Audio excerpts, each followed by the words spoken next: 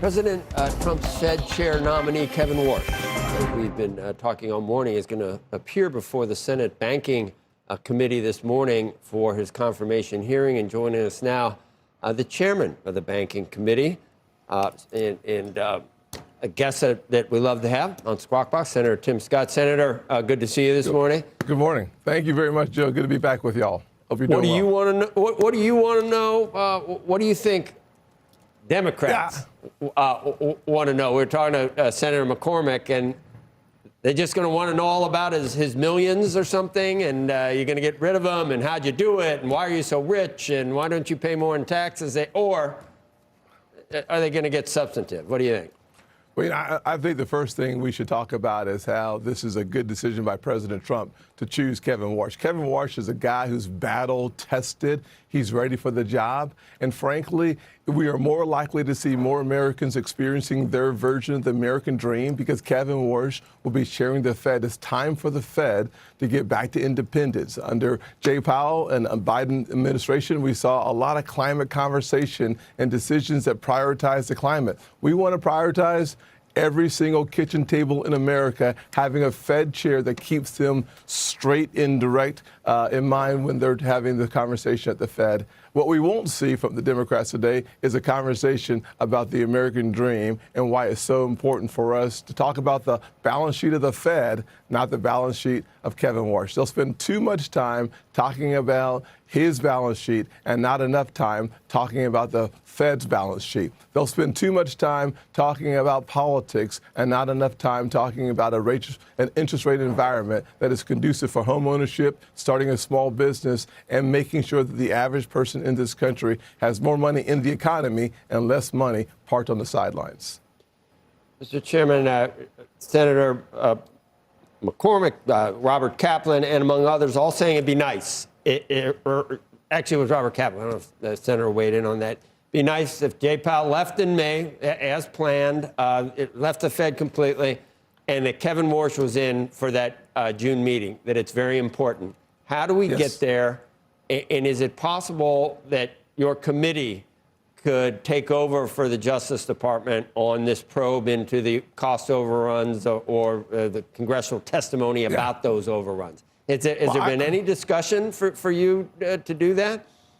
Yeah, so we've had a lot of conversations within committee members talking about the important role that we play from an oversight perspective. If I had my dream come true as it relates to construction projects at the Fed, I would make it a committee, a special committee established by the Banking Committee. And frankly, we could work with French Hill and the House Financial Services to establish a committee that would have permanent oversight of construction projects under within the jurisdiction of the Banking Committee.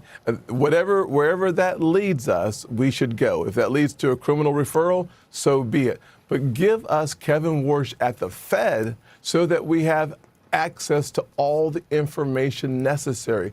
The one thing I've said over and over and over again, Jay Powell was unprepared for the hearing when I asked the questions about the construction projects. He didn't have the answers, and then he kept blinking. He refused to answer the question, and that led to the criminal referral. I believe he was incompetent, not criminal. Yeah, you've said that. Yeah, you are on the record as someone 100%. that asked the questions of saying there's nothing, it's not a crime or an illegality. Correct. We should move on by getting Kevin Warsh in the chair so that we have access to all the information that will illuminate what actually happened during the construction process. This is very important. I believe the only way to have complete access to the information is to have Kevin Warsh over at the Fed. With him as chairman, we then, with a special committee for oversight of construction projects, would have the opportunity to share with the American people a thorough and complete investigation, and wherever that investigation takes us, we should go. You know, the president knew full well when he interviewed Kevin and interviewed so many competent people to do this, and eyes wide open chose Kevin Warsh. So he knows that Kevin in the past has been very critical of the Fed for not raising rates when it needed to raise rates. So I can't imagine that he doesn't understand that it's not going to be a rubber stamp, and it could be just as difficult, or he could disagree with Fed Chair Warsh just as much as he might have disagreed with Jay Powell or others. Yeah, the one How do thing you I see believe- that? How do you see that playing out? Kevin Warsh, his eyes wide open too. So, He you does. think he's got a suit of armor ready to suffer the slings and arrows? I think the word we would associate with Kevin Warsh is resilient. When I talked about it at the beginning, this is a man who's been battle tested. He was there during the crisis. He was there as it was running towards the crisis. So the good news about Kevin Warsh is he's ready for the test. Number one. Number two, President Trump chose him because he's an amazing individual who's had private sector and public sector experience. This is going to become very important as we run into the AI future, as we deal with the balance sheet. President Trump wants someone he can depend on, someone he can rely on, someone he can take the guy's word at it. What this is really about is a relationship of trust.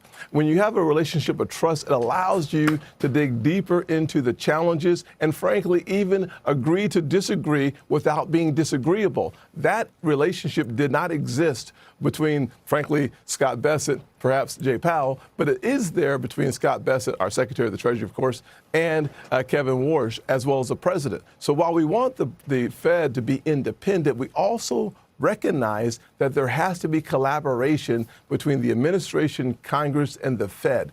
The independence is in making sure they do their job as it relates to the dual mandate. The collaboration is making sure that we all do our jobs on behalf of the American people that need their confidence restored in so many of the institutions in this country. How do we do that? By doing our jobs with them in mind, not ourselves. And that's why purging politics is such a critical component to what you'll hear today and a critical component to the success of the Federal Reserve. And frankly, the success of our economy depends on having a Fed focused on money, not on political priorities.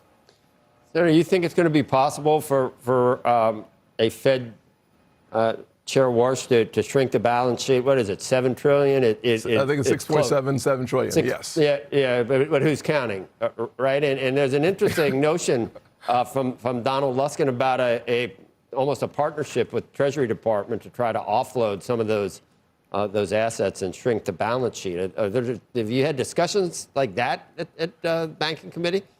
Well, we have not had an official discussion about the size of the balance sheet, but I've asked that question of Jay Powell. I've asked that question a number of times in the committee. We'll continue to have a conversation about that, but now we'll do something about it. We'll have an opportunity through Oversight with Kevin Warsh as our chair to have our goals harmonized and then to hold him accountable for achieving those goals for the American people. And unwinding that balance sheet over time is critically important, but we have to keep the main thing, which is the long-term health and viability of our economy. And how do you get there? Well, short-term rates do matter, but that long view is what will bring the mortgage rates down. The long view helps us have confidence in the economy, which allows for more entrepreneurs to go forward. In an AI economy, the one thing we should all recognize is that entrepreneurship is going to be one of the major pillars that makes America an incredibly successful economy and country in the future. Well, we look forward to it today. Nothing we like more than seeing some of those senators when they get that camera. You know what I think we're going to televise some of it. Well, I know you look forward to it too. Yeah. We're going to cut to you really quickly, and you're going to be like, rolling your eyes.